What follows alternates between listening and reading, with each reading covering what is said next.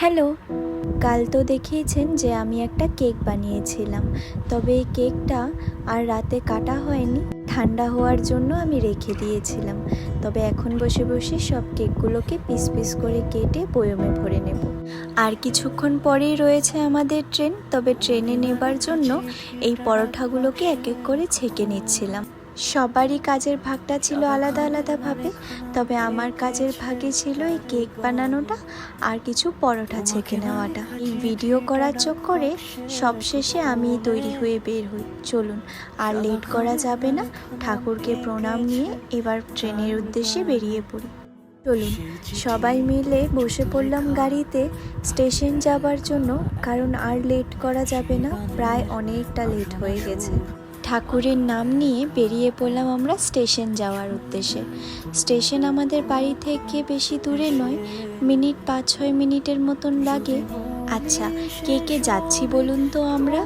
আমি, আমার বাবা, আমার 2 বৌদিরা, দাদা আর তার 2 ছেলে, অঙ্কিতা আর জিয়াজ। ও আচ্ছা, আমার দাদার এক বন্ধু আছে, তো সেই দাদাটাও যাচ্ছে এবং সেই দাদাটারও একটা ছোট্ট মেয়ে আছে, সেও যাচ্ছে। কথা বলতে বলতে আমরা স্টেশনেও পৌঁছে গেলাম। স্টেশন পৌঁছে শুধু ট্রেনটাই আসার অপেক্ষা। লামডিং স্টেশন থেকে যাব আমরা গুয়াহাটি, মানে কামাখ্যা স্টেশনেই নামব। কামাখ্যা স্টেশন থেকে ধরবো কামাখ্যা টু পুরী এক্সপ্রেস, সেই ট্রেন করেই 1 দিন আর 2 রাত্র পার করে আমরা যাব পুরী। বেশ অনেক দিনের প্ল্যান ছিল জানেন, অনেক দিন ধরেই পুরী যাওয়ার প্ল্যান চলছিল, তবে এই শেষমেশ আমরা বের হলাম। চলুন, অনেকটা পথ যাওয়ার পর আমাদের 2 ছেলে এখানে ঘুমিয়ে পড়েছে। ওরাও বেচারা অনেকটা টায়ার্ড হয়ে গেছে, দুপুর টাইম তো, ওদেরও ঘুমের সময় হয়ে গিয়েছে। আর আমার বৌদিদের দিকে দেখুন কতটা এক্সাইটেড।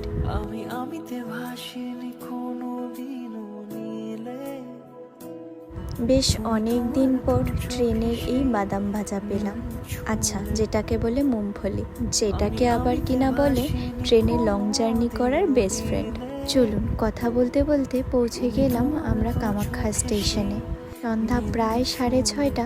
যাব একটু ওয়েটিং রুমে ফ্রেশ হওয়ার জন্য, কারণ আমাদের পরের যে ট্রেনটা আছে কামাখ্যা টু পুরী এক্সপ্রেস, সেটা আছে রাত 8টায়। তো হাতে রয়েছে অনেকটা টাইম, তাই আমরাও চলে যাচ্ছি ওয়েটিং রুমের দিকে একটু ফ্রেশ হওয়ার জন্য। বাড়ি থেকে প্রায় অনেকটাই জিনিস আনা হয়েছে, হঠাৎ করে দেখলাম যে চায়ের 1 টাইম কাপগুলোই আনা হয়নি। তো আমি আর বৌদি ভাই একটু বেরিয়েছিলাম স্টেশনের বাইরের দিকে চায়ের কাপ নেবার জন্য, কিন্তু একটা সমস্যা হয়ে গেছে। আজ তো রবিবার, প্রায় অনেকটা দোকানই বন্ধ ছিল, কিন্তু শেষমেশ একটা চা দাদার থেকে আমরা চায়ের কাপ কিছুটা পেয়ে গিয়েছি। তারই মাঝে চলে এসেছিল আমাদের নেক্সট ট্রেনটা, তো ট্রেনে চড়ে আমরা যে যার সিটটা খুঁজে নিচ্ছিলাম। আর আমাদের ট্রেন চেঞ্জ করতে হবে না, এবার সোজা পুরীতে গিয়ে নামবো। ট্রেনে চড়ে যে যার জায়গাতে সব কিছু সেট করে এবার 1 কাপ চা নিয়ে বসে পড়লাম। তারই মধ্যে ছেড়ে দিয়েছিল আমাদের ট্রেন, তো আমরা সবাই মিলে জয় জগন্নাথের নাম নিয়ে যাত্রা শুরু করলাম। কামাখ্যা স্টেশন থেকে কিছুটা পথ যাবার পরই আসে ব্রহ্মপুত্র নদী, তো সেই নদীটাকেই দেখছিলাম। তবে এই ক্যামেরাবন্দি আর করতে পারিনি ভালো মতন, কারণ অন্ধকার তো, যতটুকু পেরেছি করেছি। সারাদিনের একটা দখল যাবার পর শরীর আর মুখের অবস্থাটা ঠিক অন্যরকম হয়ে যায়। চলুন, দেরি না করে রাতের ডিনারটাও করে নিই, কারণ সেই দুপুরবেলা ভাত খেয়েছিলাম। দুপুরবেলা বললে ভুল হবে, সকালবেলার দিকে ভাত খেয়েছিলাম। তারই মাঝখানে সেই লামডিং থেকে গুয়াহাটি, তারপর আবার ট্রেন চেঞ্জ করে আরেক ট্রেনে চড়া, বেশ অনেকটা টায়ার্ড লাগছিল। আরও তো পথ অনেকটা যাওয়ার আছে, তাই ডিনারটা সেরে একটু ঘুমিয়ে নেবার চেষ্টা করব।